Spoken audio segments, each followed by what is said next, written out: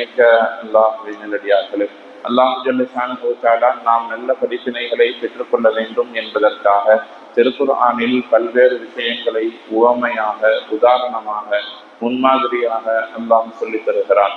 குர்ஆனினுடைய வசனங்களில் பார்க்கிற பொழுது நபிமார்களுடைய வரலாறுகள் நமக்கு மத்தியில் பேசப்படும். அதனுடைய நோக்கம் என்ன? அதை பார்த்து நீங்கள் படிப்பினை பெற வேண்டும்.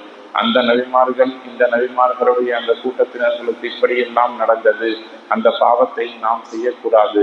அந்தந்த நபிமார்களுடைய மக்கள் இது மாதிரியான நல்ல விஷயங்களை செய்திருக்கிறார்கள், நாமும் அதை போல் செய்ய வேண்டும் என்று நாம் படிப்பினை பெறுவதற்காக அல்லாஹு ஜல்ல ஷானஹு தஆலா குர்ஆன்ல நபிமார்களின் வரலாறுகளை சொல்லி தந்திருக்கிறான்.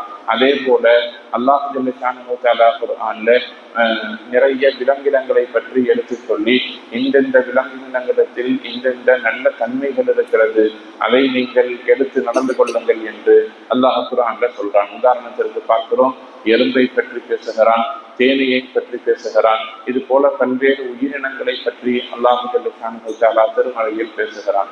இது அல்லாமல் இன்னும் பல்வேறு உதாரணங்கள், உபமானங்களை பற்றி எல்லாம் அல்லாஹ் பேசுகிற அந்த தொடர்ச்சியை பார்க்கிற பொழுது அல்லாஹ் 2 ஆயத்துகளை நமக்கு ஒரு நல்ல படிப்பினையாக சொல்லித் தருவதை நாம் பார்க்கிறோம். அந்த 2 வசனத்துல முதல் வசனத்தில் அல்லாஹ் சொல்லுகிறான், மஸலு கலிமத்தின் தய்யிபத்தின் கஷஜரத்தின் தய்யிபத்தின் அஸ்லுஹா சாபித்துன் வஃபர்உஹா ஃபிஸ்ஸமா என்று சொல்லுவான். இந்த ஆயத்தினுடைய அர்த்தம் என்னன்னு சொன்னா, நீங்கள் பேசக்கூடிய நல்ல வார்த்தைகள் இருக்கிறதா இல்லையா, அந்த நல்ல வார்த்தைகள் என்பது நல்ல மரத்திற்கு ஒப்பானது. அந்த நல்ல மரம் என்பது பூமியில் வேரூன்றி அழுத்தமாக பதிந்திருக்கும், அதனுடைய கிளைகள் வானத்தில் உயர விரிந்திருக்கும் என்று நல்ல வார்த்தைகளுக்கு அல்லாஹ் ஜல்ல ஷானஹு தஆலா நல்ல மரத்தை ஒப்பாக்கி சொல்லி தந்திருக்கிறான். அதே போல அதற்கு அடுத்து வரக்கூடிய இன்னொரு வசனத்தில மஸலு கலிமத்தின் ஹபீஸத்தின், நீங்கள் பேசக்கூடிய மோசமான வார்த்தைகள், கெட்ட வார்த்தைகள், ஷஜரத்தின் ஹபீஸத்தின், அது கெட்ட மரத்திற்கு ஒப்பானது. அதனுடைய வேர்கள் பூமியில் வலுவில்லாமல் இருக்கும், அதன் மூலம் மக்களுக்கு பயன் கிடைக்காது என்றெல்லாம் அல்லாஹு ஜல்ல ஷானஹு தஆலா நல்ல வார்த்தைகளுக்கு நல்ல மரங்களையும், கெட்ட வார்த்தைகளுக்கு கெட்ட மரங்களையும் ஒப்பிட்டு பேசுகிறான். குர்ஆன்ல நிறைய ஒரு 4 இடங்களில் 4 வெவ்வேறு மரங்களை பற்றி அல்லாஹு ஜல்ல ஷானஹு தஆலா குர்ஆன்ல பேசியிருக்கிறான். அதுல ஒரு மரம் என்ன என்று பார்க்கிற பொழுது இதுதான் நல்ல மரங்களும் கெட்ட மரங்களும். இன்னும் ஒரு சில ஆயத்துகளில் நாம் பார்க்கிறோம், அல்லாஹு ஜல்ல ஷானஹு தஆலா ஆதம் அலைஹிஸ்ஸலாமுடைய வரலாற்றை பற்றி பேசுகிற பொழுது அங்கே மரத்தை சேர்த்து பேசியிருக்கிறான். இந்த மரத்தின் பக்கம் நீங்கள் நெருங்கக்கூடாது என்று அல்லாஹ் சொல்லி அதனுடைய வரலாறுகள் தனித்த ஒரு வரலாறு, அங்கே ஒரு மரம் பேசப்பட்டிருக்கிறது. இன்னொரு மரத்தை பற்றி அல்லாஹ் குர்ஆன்ல பேசுகிற பொழுது ஜைத்தூன் மரம், அந்த ஜைத்தூன் மரம் என்பது மின் ஷஜரத்தின் முபாரக்கத்தின் என்று அல்லாஹ் சொல்றான்.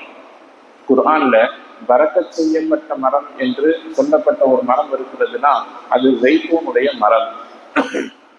அந்த ஜைத்தூன்ல அப்படி என்ன நன்மைகள் இருக்கிறது என்று பார்க்கிற பொழுது, ஒரு மரத்தை நாம் எப்படியெல்லாம் பயன்படுத்தலாமோ அப்படியெல்லாம் அந்த மரத்தை பயன்படுத்த முடியும். அந்த மரத்தினுடைய கிளைகளை வைத்து நாம் உணவு சமைத்து உள்ளவும் முடியும்.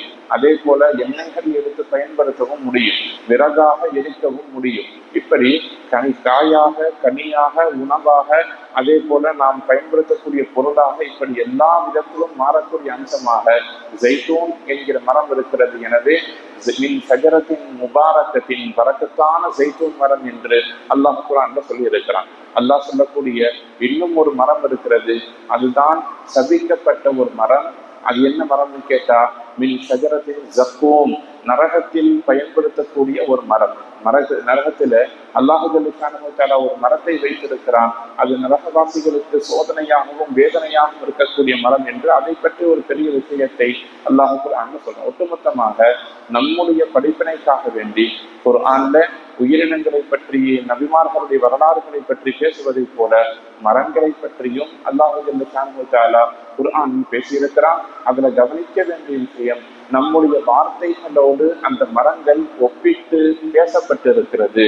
அது என்ன வார்த்தைன்னு சொன்னா, இமாம்கள் அதற்கான விளக்கங்களை சொல்லுகிற பொழுது, நல்ல வார்த்தை நல்ல மரம் என்று சொன்னால் நீங்கள் சொல்லக்கூடிய கலிமா, தௌஹீத், அது போல நீங்கள் செய்யக்கூடிய திக்ர், நீங்கள் ஓதக்கூடிய திருக்குர்ஆனினுடைய வசனங்கள் நல்ல மரங்களுக்கு ஒப்பானவை.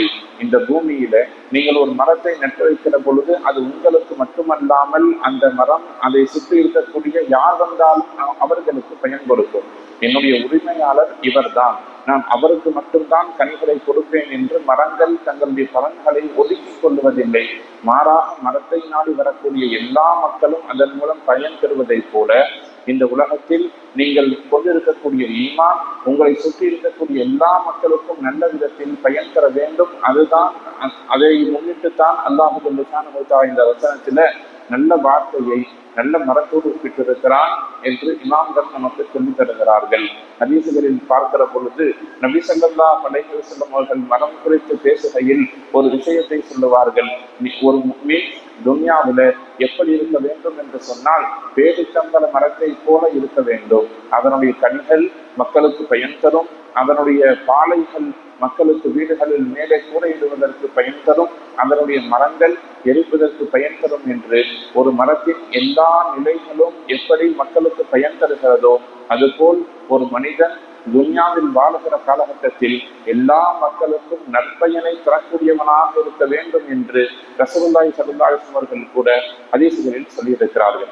ஒட்டுமொத்தமாக குர்ஆனிலும் ஹதீஸிலும் மரங்கள் குறித்து பேசுவதனுடைய படிப்பினை என்ன என்று பார்க்கிற பொழுது நாம் துன்யாவில் வாழுகிற பொழுது எதை நல்ல அமலாக விதைத்து வைத்திருக்கிறோமோ அதுதான் நாளை நமக்கு பயன் தரும். துன்யாவில் வாழுகிற பொழுது பிற மக்களுக்கு பயன் தரக்கூடிய விதத்தில் வாழ்வதும், நன்மைகளை சேகரித்து வாழ்வதும், பிறருக்கு அநியாயம் செய்யாமல் வாழ்வதும் தான் இந்த உலகத்தின் பயனுள்ள வாழ்க்கை. அப்படி வாழுகிற பொழுது அது நமக்கும் பலனாக இருக்கும், நம்முடைய வாரிசுகளும் நன்றாக இருக்கும். நம்முடைய குழந்தைகள் வாரிசுகள் இந்த உலகத்தில பரக்கத்தாக கண்ணியமாக மரியாதையாக செல்வத்தோடு வாழ வேண்டும் என்று சொன்னால் நாம் நம்முடைய வாழ்க்கையை சரிவர வாழ வேண்டும் என்பதைத்தான் இந்த ஆயத்தும் ஹதீஸும் நமக்கு நல்ல ஒரு பாடமாக சொல்லித் தருகிறது.